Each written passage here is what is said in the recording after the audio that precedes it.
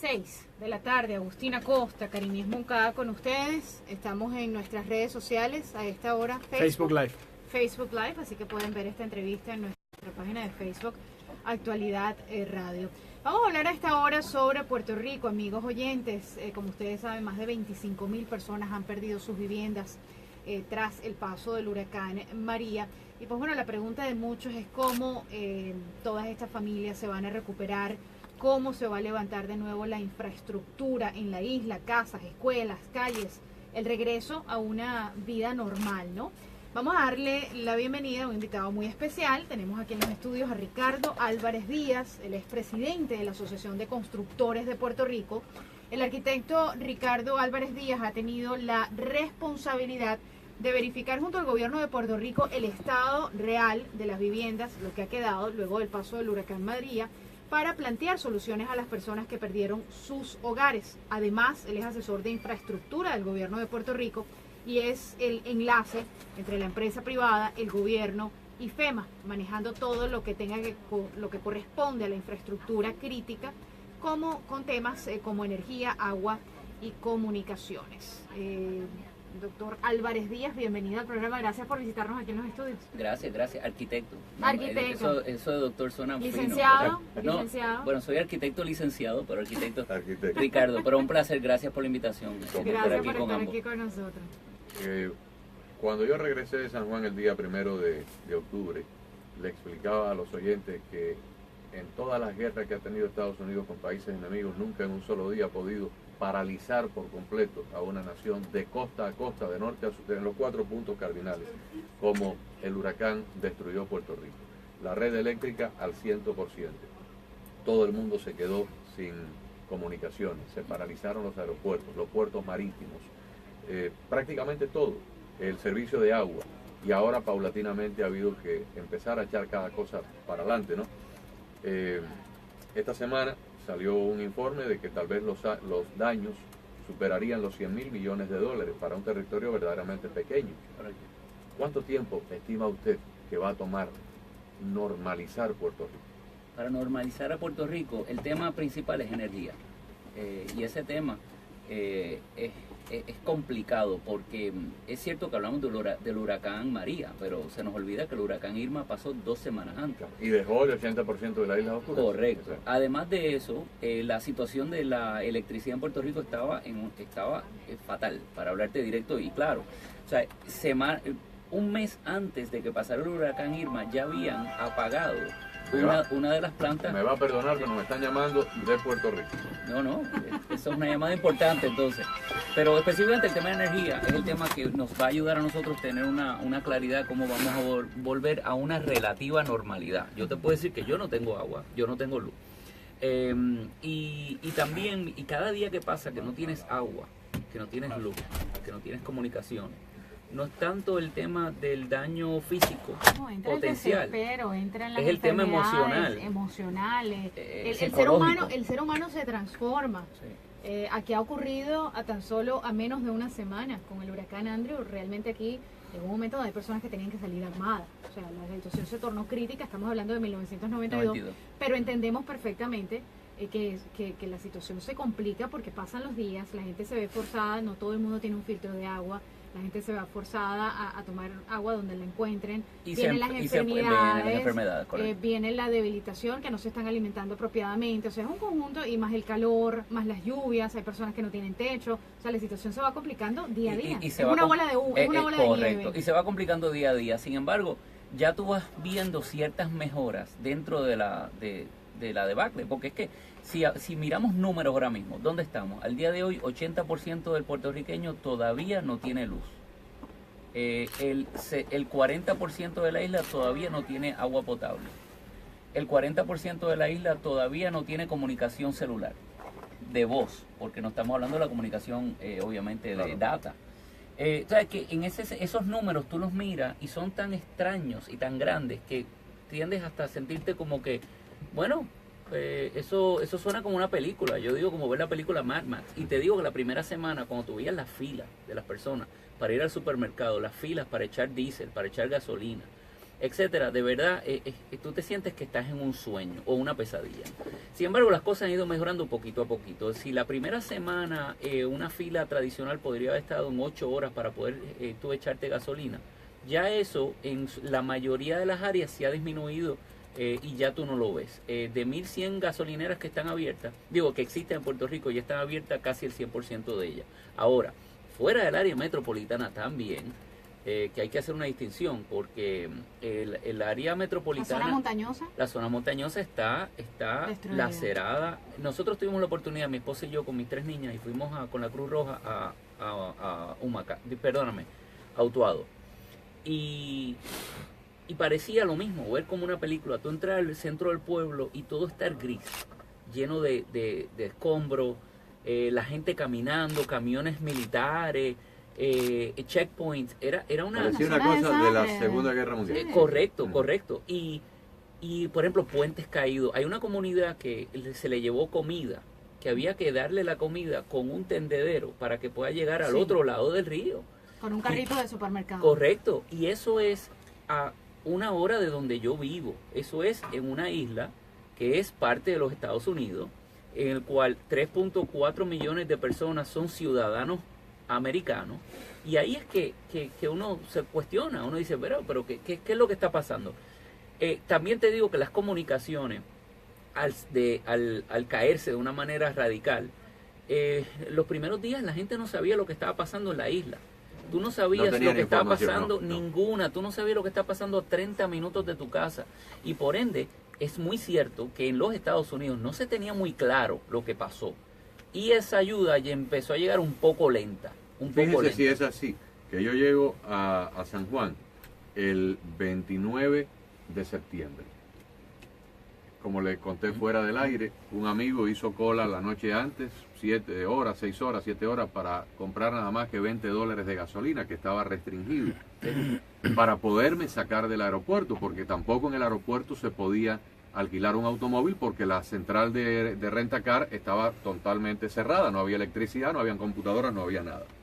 Entonces él me recoge en el aeropuerto y fuimos por toda la región de Canóvanas, Canovanilla, Río Grande, llegamos hasta allá, hasta Fajardo. Yo le entrego a una señora, yo llevé en la maleta, como no llevaba para mi ropa, iba a entrar y salir a la isla, todo el equipaje, llevé 2 maletas, llevé cosas para dejar allí, unas lámparas que se cargan con el sol, cargadores celulares que se cargan con el sol, unos filtros de purificación de agua que purifican, cada uno de ellos purifica 18,000 litros, y a una señora le entrego esto, y ella estaba como totalmente enajenada, ella no sabía nada de nada, porque perdió la electricidad cuando el huracán todavía estaba por las Islas Vírgenes, perdió la internet, perdió el televisor, perdió la radio, lo perdió todo. Ella estaba en la luna de Valencia y yo fui el que la tuve que poner al tanto de los problemas que había habido y de los progresos que comenzaban a existir. Es lo que estás diciendo. Y imagínate la incertidumbre de personas que no tuvieron la oportunidad como tú de irte a Puerto Rico y que todavía 2 semanas después no sabían de sus familiares. Entonces, muchas personas, no, yo me tengo que montar un avión e ir rápido a ver lo que está pasando. Esa incertidumbre es fuerte, y más cuando tú estás en un país, en un territorio, en una isla que obviamente es del primer mundo, o sea, que las comunicaciones están activas, modernas, exacto, claro. O sea, que ha sido un proceso de lo más interesante. Sin embargo, el reto aquí no solamente la crisis que estamos viviendo ahora, porque la crisis va a pasar. ¿Okay? Tiene una duración específica. Tiene una duración. No. Tú me preguntaste cuánto tiempo, muy sencillo. En el tema de energía se espera. Yo sé que el gobernador dijo 95% final de año. Yo entiendo que eso es una visión aspiracional para también empujar a su gente a lograr algo más de lo esperado, de lo que se espera. Tomarse un poco más.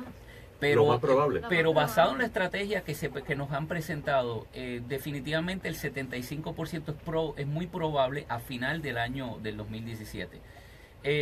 Pero San Juan se vio bien afectado porque la central energética que le da fuerza a toda esa área básicamente no está prendida. No. Y han tenido que tirar una conexión de sur a norte, además de 2 plantas que les están proveyendo a través del Corps of Engineers para 60 megas más para conectar el área metropolitana. Y eso subiría tal vez a un 40% más. Ahora, la energía cuando empiece a normalizar va a empezar a ayudar a que todas las familias se normalicen, porque si tú no tienes escuelas abiertas, tus hijos no van a la escuela, tú como padre, ¿qué vas a hacer? Posiblemente te tienes que ir. No, y tienes que venir a la Florida, ponerlo escuelas públicas, el privadas, lo trabajador sea. que trabaja en una peluquería, que trabaja en una oficina de Los negocios abogados. pequeños, Exacto. los servicios, nada de eso va operando y no es solamente el daño del huracán, es el daño que ha venido luego del huracán, El económico. el aftermath económico. Y la preocupación también importante y seria es el éxodo.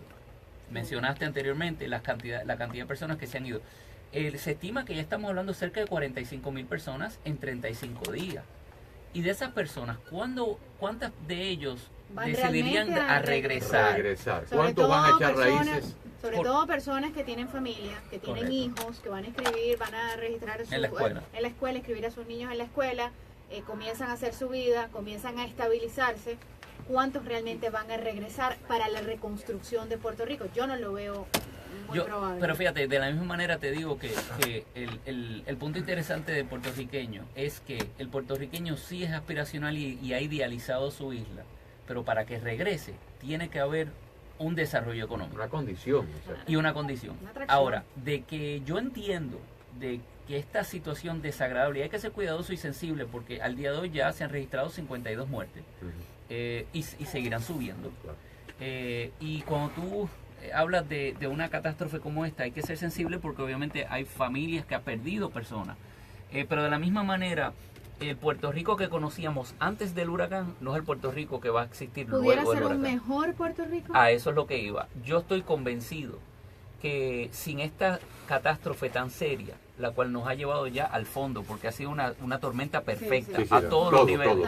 todo colapsó. Nos está dando la oportunidad de reinventar cuáles son las posibilidades más allá de lo Y tradicional. las Vamos a empezar prioridades. con la energía.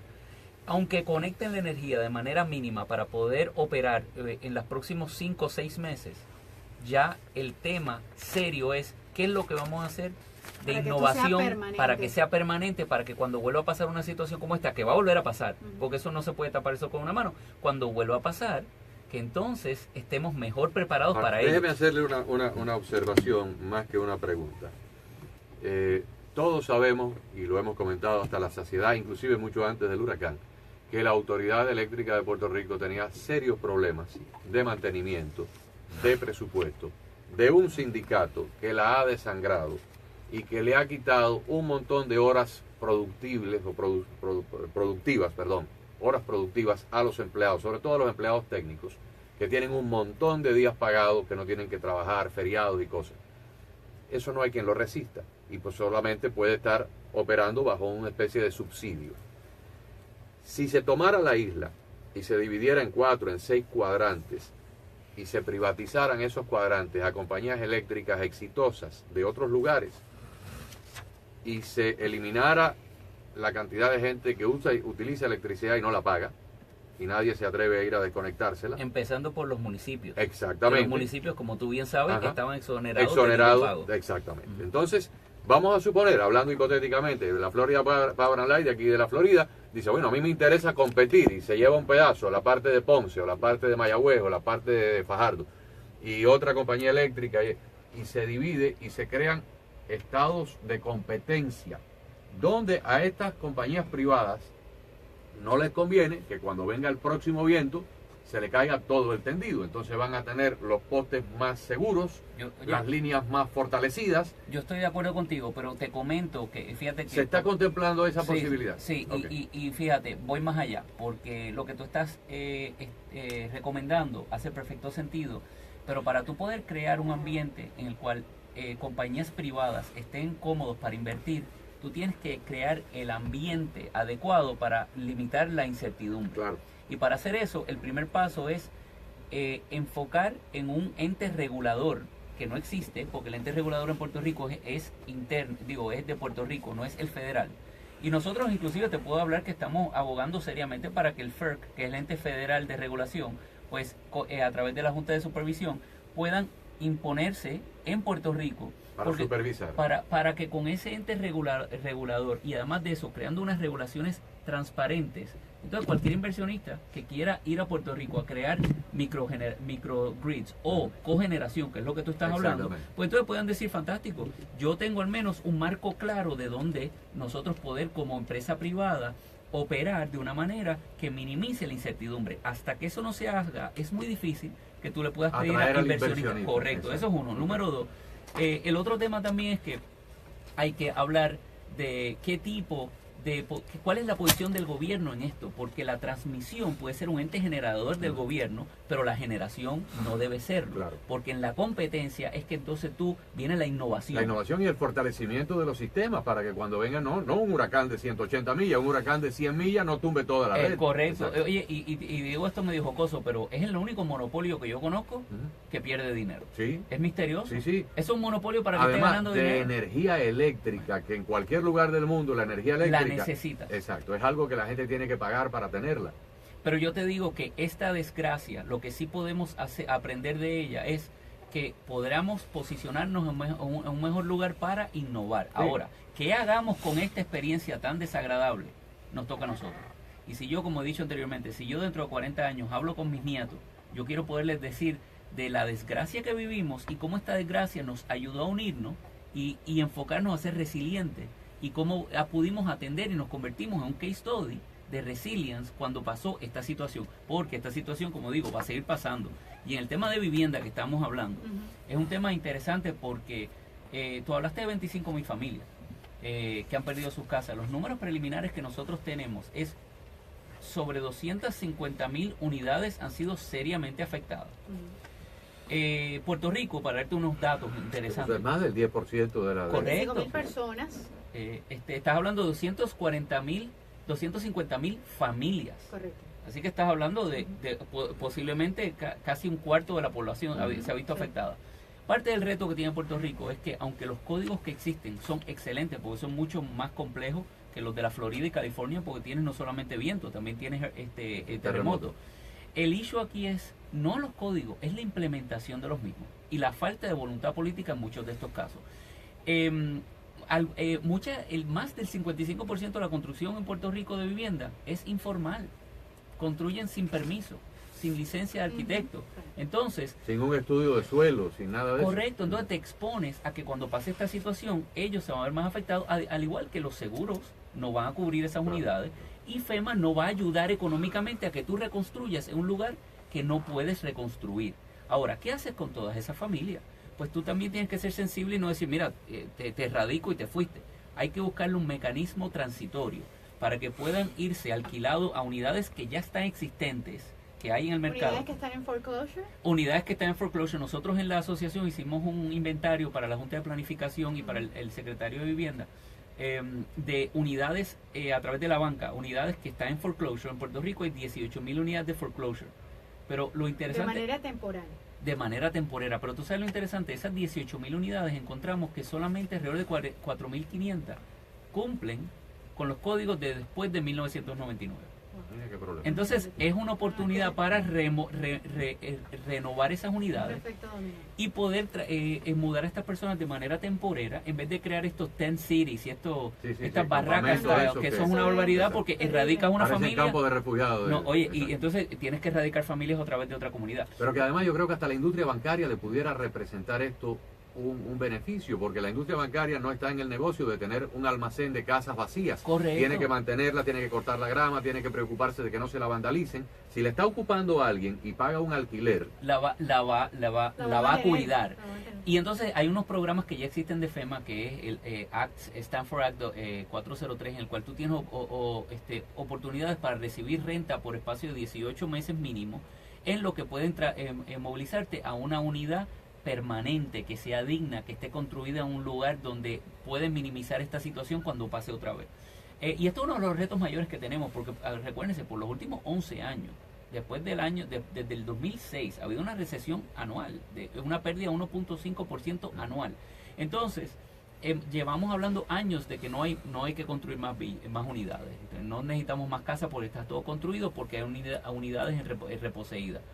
Pero estas unidades reposeídas no jamás van a cumplir con la cantidad de unidades que se tienen construidas de una manera informal en la isla. Y yo digo lo siguiente, y lo digo en toda oportunidad que tengo.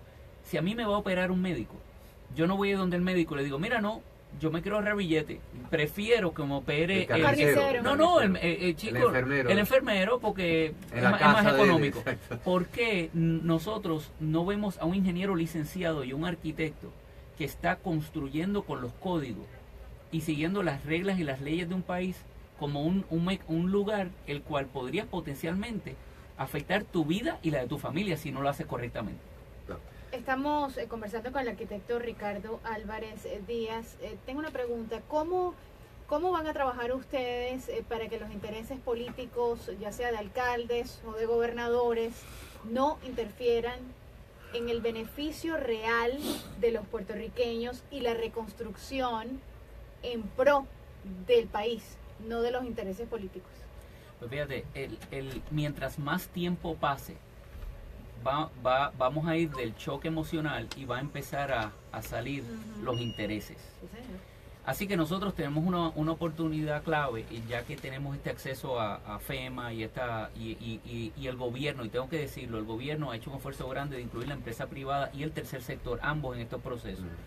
Y es el momento de hacer las estrategias ahora, porque si dejamos que otros las desarrollen, o que el mismo gobierno federal nos las venga a imponer, que culturalmente puede que ni siquiera apliquen para una isla tropical, pues entonces nos estamos exponiendo a lo que tú estás diciendo, porque mientras más tiempo pase, pues entonces van a venir entes de otros grupos que van a decir, mira, no te preocupes, nosotros tenemos unidades de $10,000 y vamos a construir aquí lo que mencioné anteriormente, un slum, ¿no? Una barraca completa aquí para resolver eso, y todo ese dinero se va de Puerto Rico.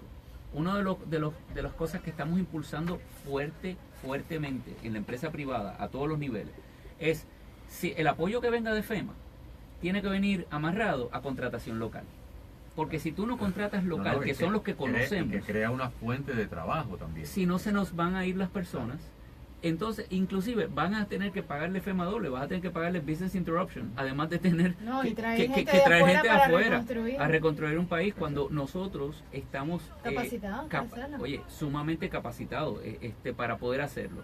Además que entendemos el tema de código y cultural de la isla, y eso es bien importante. Si nosotros podemos, tanto el tercer sector y la empresa privada, continuar de la mano en este proceso, yo creo que eso se puede minimizar. Sin embargo, sabemos que mientras más tiempo pase, vas a darle más espacio a este tipo de situación. Ahora, la isla tiene que ir a un replanteamiento agresivo de lo que la isla puede vender. La isla puede vender un turismo por su belleza, por su situación en el Caribe, por sus cosas únicas como las bahías fosforescentes, el yunque y demás. La isla tiene que buscar que, en vez de que hayan 7 cruceros pidiendo atracar en el puerto de Belice, que es un lugar feísimo, es un lugar que no tiene absolutamente ningún atractivo, porque Belice, que me perdonen algún beliceño que esté escuchando, pero no puede ser más feo. En vez de haber 7 cruceros pidiendo permiso para atracar en el puerto de Belice, tiene que haber 7 cruceros pidiendo entrada en el puerto de San Juan. Oye, yo estoy de acuerdo contigo, pero quiero aclarar una cosa, que porque la percepción de que la economía número 1 de Puerto Rico es turismo no es correcta.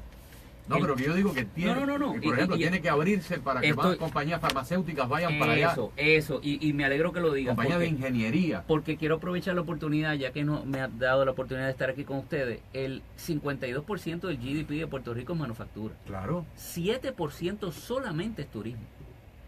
Y eso sorprende a las personas, porque la percepción es, bueno, debe ser que la economía completa de ese país, de ese territorio, debe ser que pues turismo. Mira, sí hay un mercado importantísimo en el tema de turismo, porque como es tan bajo, tiene espacio para crecimiento, crecer, y tú tienes toda la razón. Por eso el tema de replanteamiento lo dijiste muy acertadamente.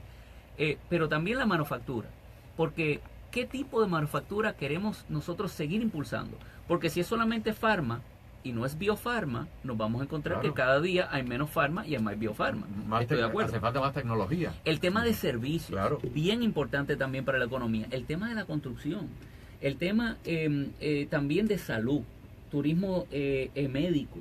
Hay hay muchas oportunidades, innovación, que Puerto Rico ya está aportando, pero Puerto Rico tiene un problema, y te lo digo claramente, es un problema de branding, porque queremos ser todo, o somos manufactura, o somos turismo, o sea, hay que definirse como una marca de isla, para que de una manera u otra, si decidimos nosotros lograr que se duplique el turismo, pues entonces tenemos que mejorar cuál es la propuesta turística. Para darte una idea, el visitante típico en Puerto Rico se queda 2 noches solamente. En República Dominicana son 6 noches. Si tú convences a que solamente se queden 2 noches más para 4 noches, duplica el ingreso, estás hablando de claro. 2 billones de dólares Claro. más al año. Sí, señor. Si tú enfocas más la manufactura para crecimiento de manufactura avanzada del siglo XXI, no tradicional, que sabemos que se ha morido. Yo uso el ejemplo de Valparaíso, porque Valparaíso desapareció el día que abrieron el canal de Panamá, Sí. porque no se preparó a tiempo. Pues nosotros nos están dando una oportunidad para restart el disruption que acabamos de vivir con los huracanes y la situación económica, para repensar qué de verdad queremos que Puerto Rico sea. Y vuelvo a decir el tema de los 40 años, porque Singapur, que hablamos mucho de Singapur, yo tuve la oportunidad el año pasado de sentarme con el embajador de Singapur en DC, en Washington DC, y nos comentaba a un grupo de profesionales en Puerto Rico que en el año 72 ellos fueron a Puerto Rico a aprender del sistema de negocio político de Puerto Rico, y parte del análisis que ellos al día de hoy utilizan para su desarrollo económico salió del modelo de negocio de Puerto Rico. Irlanda utilizó el modelo de negocio de Puerto Rico para convertirse en el lugar número 1 en farma. Y nosotros aparentemente somos muy buenos creando ideas, Pero pero para parece, ejecutarlas, pero ahí parece sí. que no estamos Yo ejecutando. creo que Así hay que varios ese es intereses el políticos y Claro. por eso le hice siempre. la pregunta. Y tienes Y razón. tiene que haber una simplificación del modelo de gobierno. No pueden haber 78 municipios con 78 jefes de policía, 78 jefes de bomberos, 78 alcaldías. Oye, 78... y acuérdate de una cosa, para mí el gobierno, para que pueda operar de una manera efectiva, tiene que ser un facilitador y un fiscalizador. Pero la empresa privada y el tercer sector tiene una responsabilidad de coger liderato en este momento. Porque inclusive, y voy a decir tal vez una crítica fuerte a nosotros mismos de la empresa privada, por años el cliente número 1 de la empresa privada es el gobierno. Perdóname, esos empleados de gobierno. Exacto. Entonces, cuando pasó lo que nos ha pasado en los últimos años, no hemos tenido las herramientas para reinvertirnos. Ahora vamos, y la queja es que no había financiamiento. Ahora va a haber una entrada de dinero.